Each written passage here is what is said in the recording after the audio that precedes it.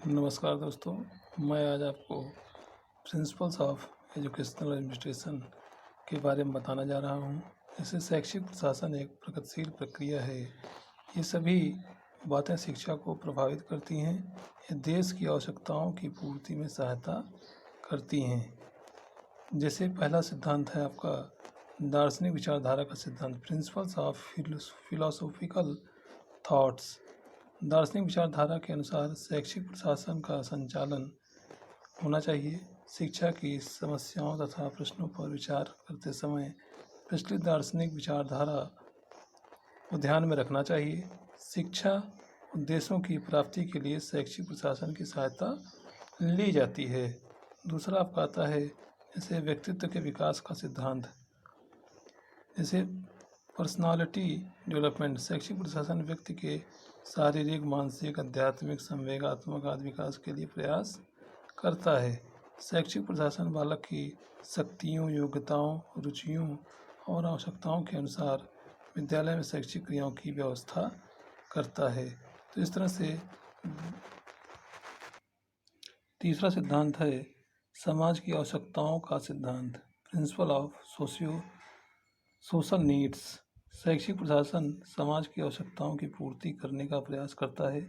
छात्रों में सामाजिक कुशलता का विकास किया जाता है। विद्यालय में छात्रों को योग्य और कुशल नागरिक बनाने का प्रयास किया जाता है। शैक्षिक प्रशासन छात्रों में चिंतन, निर्णय, सहयोग, नेतृत्व आदि गुणों का विकास करने के लिए विद्यालय का वातावरण उपयुक्त रखता है। समाज की आवश्यकताओं की पूर्ति का सिद्धांत है जैसे विद्यालय में छात्र एक समाज का अंग होता है, इसलिए उसके अंतर्गत चिंतन, निर्णय, सहयोग, नेतृत्व की भावना के गुणों का विकास किया जाता है। उसके बाद नेक्स्ट आता है आपका लोकतांत्रिक सिद्धांत, डेमोक्रेटिक प्रिंसिपल। इसमें एक दूसरे पर विश्वास कर कल्याणकारी भावना का विकास किया जाता है। इसमें सहनशीलता, समान सुविधाएं, न्याय आदि का विशेष ध्यान रखा जाता है। लोकतांत्रिक प्रशासन में सभी व्यक्तियों को कार्य करने की पूर्ण स्वतंत्रता रहती है। इसमें ध्यान दिया जाता है कि किसी को किसी से कोई आहत ना हो। इसी को हम कहते हैं लोकतांत्रिक सिद्धांत। नेक्स्ट है आपका सामूहिकता का सिद्धांत, प्रिंसिपल्स ऑफ यूनिटी। सभी व्यक्तियों का प्रशासन में सहयोग लेना चाहिए।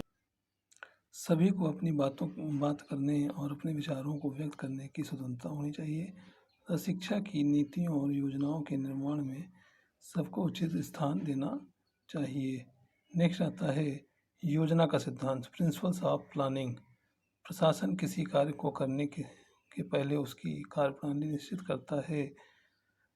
पहले से कार्य की योजना बना लेने से कार्य करने में सफलता मिलती है और योजना बनाकर कार्य करना शैक्षिक प्रशासन का एक प्रगतिशील से लक्षण है। इसीलिए कहा जाता है कि कोई भी काम करिए उस पहले अपना उद्देश्य निर्धारित करिए, उसके बाद योजना बनाइए और तभी तक आप उसके अपने लक्ष्य तक पहुंच सकते हैं।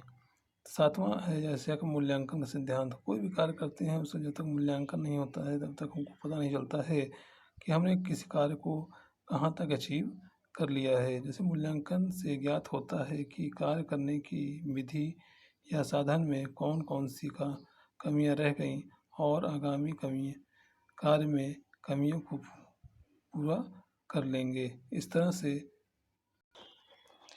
नेक्स्ट हेडिंग जैसे है आपका आधिकारिक पर्यवेक्षण, ऑटो और थेटिव एडमिनिस्ट्रेशन, जिसको हम कहते हैं अहम ब्रह्मास्त्र।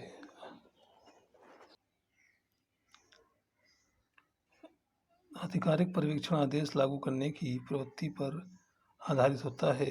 इसका भाव मैं उसको कहा यह करो, I told him to do this जैसा होता है। पर्यवेक्षण से शिक्षकों को हानि होती है और उनकी रचनात्मक और प्रेरणा की प्रवृत्ति समाप्त हो जाती है। यह शिक्षण के लिए बाधक है।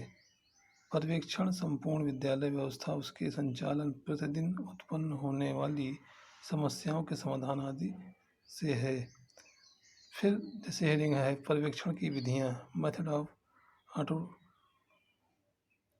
विद्यालय की शिक्षा सत्र के प्रारंभ में शिक्षकों को विद्यालय के उद्देश्य से परिचित करा देना चाहिए। सत्र के प्रारंभ में अध्यापक अपने कार्य की योजनाएं बनाएं। अध्यापक को स्वयं सुधार के लिए प्रेरित किया जाए तथा वे अपना मूल्यांकन स्वयं करें। विद्यालय में अनुशासन समिति की स्थापना की जाए। अध्यापकों को प्रामाणिक प्रयोगों का प्रदर्शन करना चाहिए। प्रत्येक विषय के लिए समिति बनाई जाए। विषयों के पाठ्यक्रम, परीक्षा एवं अन्य उपयोगी कार्यक्रमों के लिए विचार विमर्श किए जाएं। नेक्स्ट है जैसे शिक्षक को उसके अच्छे कार्य का पुरस्कार उसे किसी रूप में मिलना चाहिए। जैसे ऑटोक्रेटिक के बाद आता है डेमोक्रेटिक एडमिनिस्ट्रेशन, जिसे कहते हैं हम प्रजातांत्रिक पर्यवेक्षण। इसमें निरीक्षक और शिक्षक को समान माना जाता है। प्रजातांत्रिक पर्यवेक्षण में दोनों एक दूसरे को सहयोग करते हैं। इससे निरीक्षक शिक्षक के महत्व और मूल्यों को समझने का प्रयास करता है। इसमें शिक्षक स्वतंत्र रहता है। इसमें शैक्षिक प्रशासन लोकतांत्रिक दृष्टिकोण का विकास करता है, जिसके लिए पर्यवेक्षण लोकतांत्रिक नियमों का पालन करता है। प्रजातांत्रिक प्रशासन में एक दूसरे पर विश्वास कर कल्याणकारी भावना का विकास किया जाता है। इसमें सहनशीलता, समान सुविधाओं, न्याय आदि पर ध्यान रखा जाता है। इसमें सभी को कार्य करने की पूर्ण स्वतंत्रता रहती है। शिक्षा प्रशासन को लोकतांत्रिक बनाया गया है। नेक्स्ट लिंक है शैक्षिक प्रशासन को प्रभावित करने वाले तत्व। फैक्टर इफेक्टिंग एजुकेशनल एडमिनिस्ट्रेशन जैसे है ऐतिहासिक परंपराएं, हिस्टोरिकल ट्रेडिशनल्स। इतिहास भूतकाल का आईना होता है। भूत की घटनाएं वर्तमान वातावरण को प्रभावित करती हैं। शैक्षिक प्रशासन ऐतिहासिक घटनाओं अपना प्रभाव डालती है। प्रशासक को किसी भी शिक्षा प्रशासन का निर्धारण करते समय भूतकाल की घटनाओं का अवलोकन करना चाहिए कि वो जो गलतियां कर चुके हैं उसको कहीं कोई दोहराए ना। दूसरा आता है आपका मनोविज्ञान, जिसको कहते हैं साइकोलॉजी। शिक्षा मनोविज्ञान शैक्षिक प्रशासन पर प्रत्यक्ष एवं अप्रत्यक्ष प्रभाव डालता है। विद्यालय संगठन छात्रों की शक्तियों, क्षमताओं, योग्यताओं, रुचियों एवं अभिरुचियों को ध्यान में रखते हुए किया जाता है। शिक्षण व्यवस्था छात्रों की भिन्नताओं को ध्यान में रखकर संचालित की जाती है। तीसरा आता है आपका सामाजिक तथा राजनीतिक परंपराएं। किसी भी समाज के सामाजिक तथा राजनीतिक वातावरण के अनुकूल ही शिक्षा के प्रशासन को निर्धारित किया जाता है। राजनीतिक वातावरण शिक्षा प्रशासन को प्रभावित करती है। सभी संस्था यह चाहते हैं कि उनकी नीतियां सिद्धांतों के अनुकूल शैक्षिक प्रशासन की व्यवस्था करने का प्रयास करता है। सांस्कृतिक परंपराएं, कल्चरल ट्रेडिशंस। सांस्कृतिक परंपराएं शिक्षा प्रशासन को प्रभावित करती हैं। शिक्षा का संबंध समाज के सांस्कृतिक वातावरण से है।